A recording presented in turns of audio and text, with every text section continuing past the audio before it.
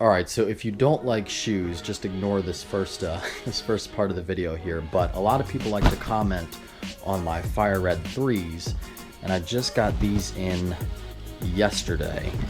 I wanted to share it with you all. Come on, there we go.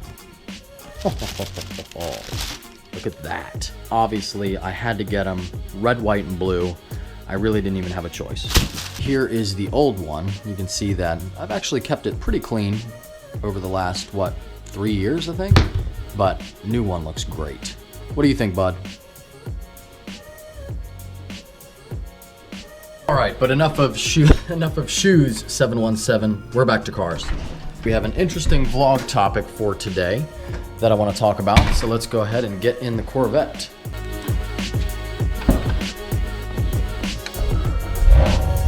Whoop! Never fails to wake you up in the morning. So today we're doing an in-car vlog, and I haven't done one of these in only about 2 weeks, but before I made that vlog, you know, I hadn't done one of these in a very long time. And something that you may not know if you are newer to the channel is, back when I first started making videos, this is all that I did, was in-car vlogs.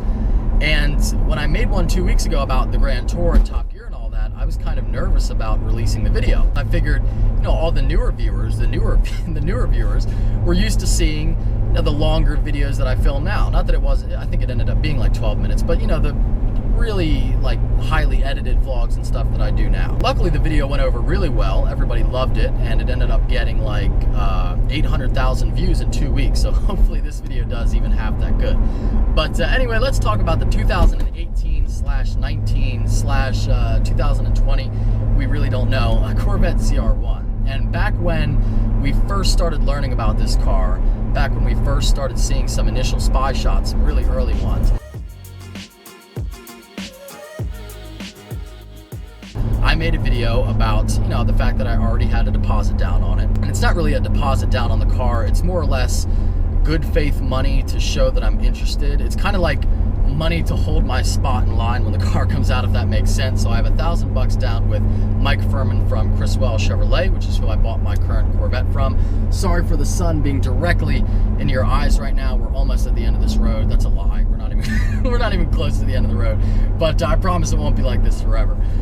So I have that $1,000 down. So whatever I decide between now and then, and I know it's like a year and a half, so we have some time, but whatever I decide, I'm going to keep that deposit down so that I at least have the opportunity to buy the car when it finally comes out. Other than that, let's talk about the car itself and some of the things that we know. So originally I thought, and a lot of people thought, like Car and Driver and Motor Trend, and almost everyone thought that the new ZR1 was going to be the introduction of a mid-engine Corvette. Hold on, I'm going to make a turn here so the lighting is a little bit better.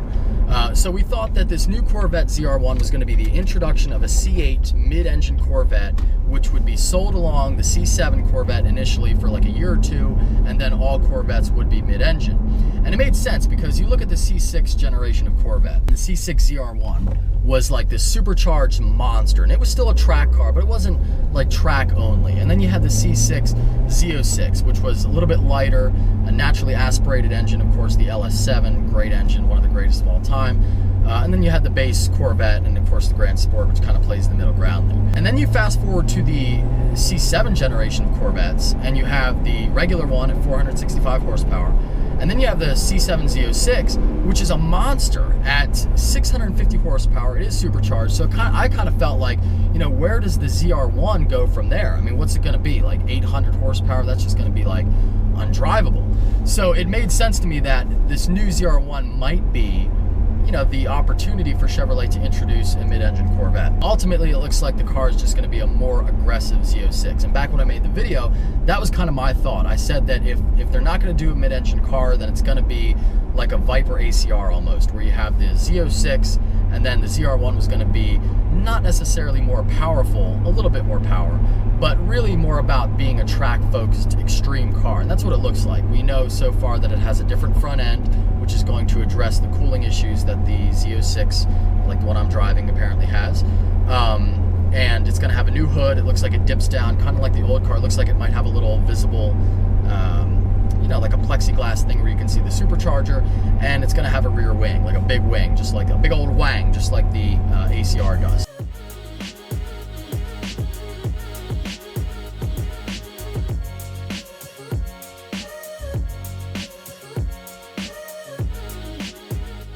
as far as power is concerned, I think it's going to have 710-ish horsepower, and that seems like a really specific number to guess.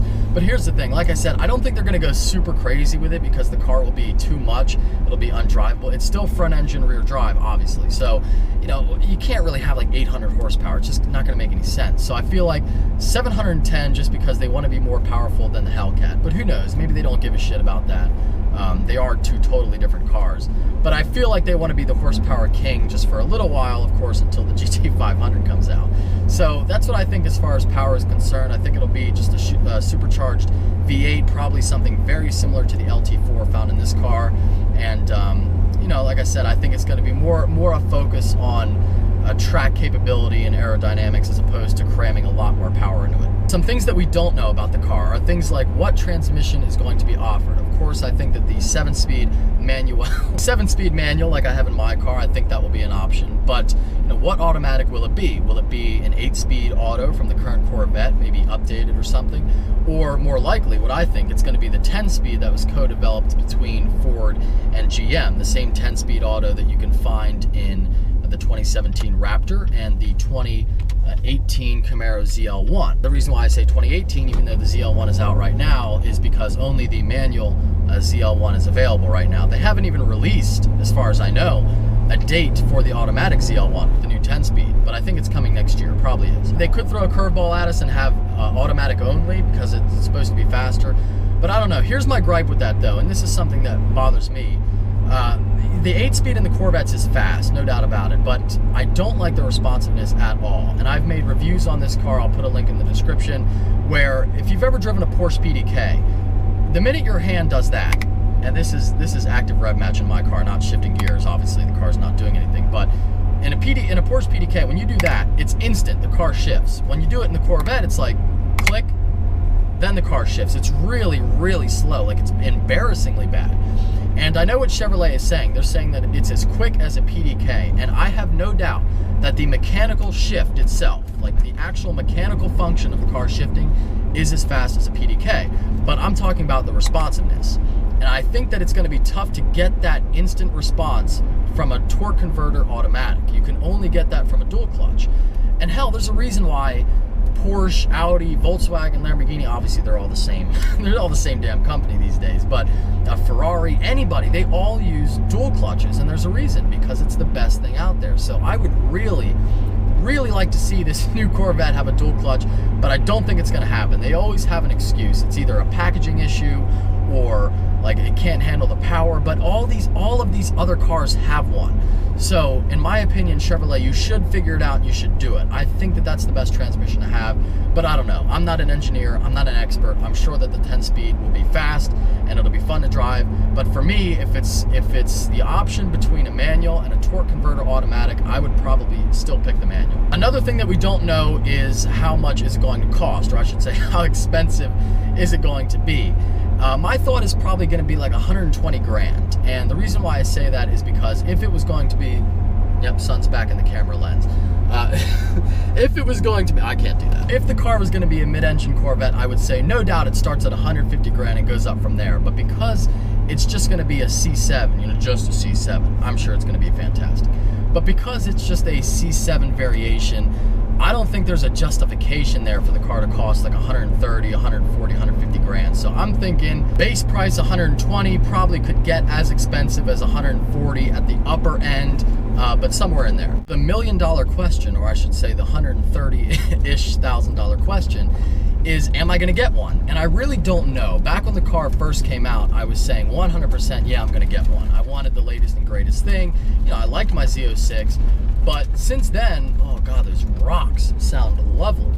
But since then, a lot has changed. Now, I started modifying this car. I now have over 700 wheel horsepower, and I've really fallen in love with it. I mean, I have 8,000 miles on the car now. I've put over 1,000 miles a month on it. I recently took it all the way to Florida and back. I put 3,000 miles on this car in like 2 weeks, and it's just done great. Even with all of its modifications, it's such a great car. It's like an absolute ridiculous animal when you want it. A reliable, nice, easy daily driver most of the time. So I've really fallen in love with this car, and the fact that, number one, like I said, it's modified now, so it's going to be faster than a ZR1. I'm sure of it. And number two, since the ZR1 is just going to be another C7, it's not going to be that much different from the car I have now. I mean, the interior is going to be basically the same. The car is going to look basically the same. I mean, I could strap a big old wang to the back of this and kind of got a ZR1 right there. So I don't know. The question really becomes, is it worth spending however much more money, like 30 or 40 grand? And at this point in time, I would say no. I don't think that I would do that. Unless the car comes out and it's totally different, like it's just insane, or there's like some heavy updating in the interior or something, I don't think it's worth it right now. I wouldn't necessarily have to give up this car. I think I could probably swing it and probably afford a new ZR1 and be able to keep this. But then it's kind of a thing where, like, if I have two, would I even drive the other one? People ask me a lot on Q&As and stuff, like, what is your dream garage and all that, and what are all these cars you would have? And honestly, I'm kind of a two-car guy. I like having my truck, my Duramax. That's my daily driver and my fun off-roading vehicle for whatever. And then I like having a sports car. I really wouldn't, you know, if I was rich, obviously I would have a car collection, but I don't really wish to have a bunch of cars. I like the fact that both of my vehicles, I drive them a lot. You know, they're both pretty much daily drivers.